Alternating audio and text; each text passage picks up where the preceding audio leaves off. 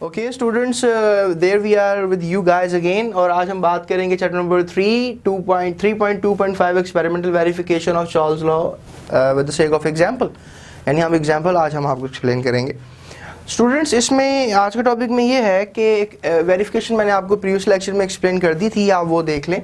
आज के लेक्चर में एग्जांपल नंबर 2 को फोकस किया जाएगा। एक सिलेंडर है हमारे पास, जिस सिलेंडर नंबर 1, इसमें जो हमारे पास वॉल्यूम है वो 250 सेंटीमीटर क्यूब है और प्रेशर कांस्टेंट है और 127 डिग्री सेल्सियस जो है हमारे पास यहाँ पे टेम्परेचर है। और उसको मैंने सॉर्ट आउट कर लिया है केल्विन में, विच इज़ 400 केल्विन। और हमारे पास ये नेक्स्ट सिलेंडर है, यानी हम इसको कूल करते हैं सिलेंडर को, और इसका जो टेम्परेचर है वो -27 डिग्री पे, यानी 127 से -127 डिग्री सेल्सियस पे चला जाता है, यानी 400 केल्विन से 246 केल्विन में चला जाता है। नो डाउट टेम्परेचर कम करने से वॉल्यूम भी जो है वो क्या होगा, कम होगा।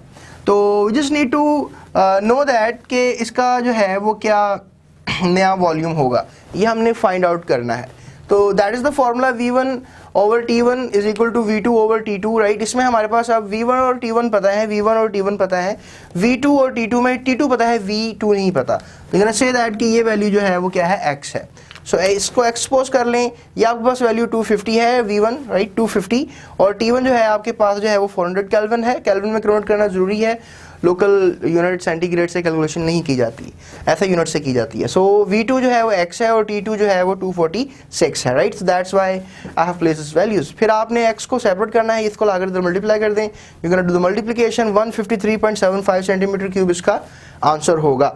अब इस आंसर को जो है आप डेसीमीटर क्यूब में कन्वर्ट कर सकते हैं, तो डेसीमीटर में कन्वर्ट करेंगे तो it will become 0.15375 decimetre cube. तो जो नया वॉल्यूम होगा, ये आपके पास सेंटीमीटर क्यूब में वॉल्यूम था, नया वॉल्यूम सेंटीमीटर क्यूब में होगा 153.75 सेंटीमीटर क्यूब। और ये देखें, यहाँ ज़्यादा वॉल्यूम था और यहाँ पर कम वॉल्यूम है, यहाँ पर ज़्यादा थी, टेम्परेचर ज़्यादा था, और यहाँ पे कम वॉल्यूम इसलिए क्योंकि यहाँ पे टेम्परेचर कम है। सो रियली विश आपको ये एग्जांपल समझ में आई होगी कि इसमें क्या लिखा हुआ है।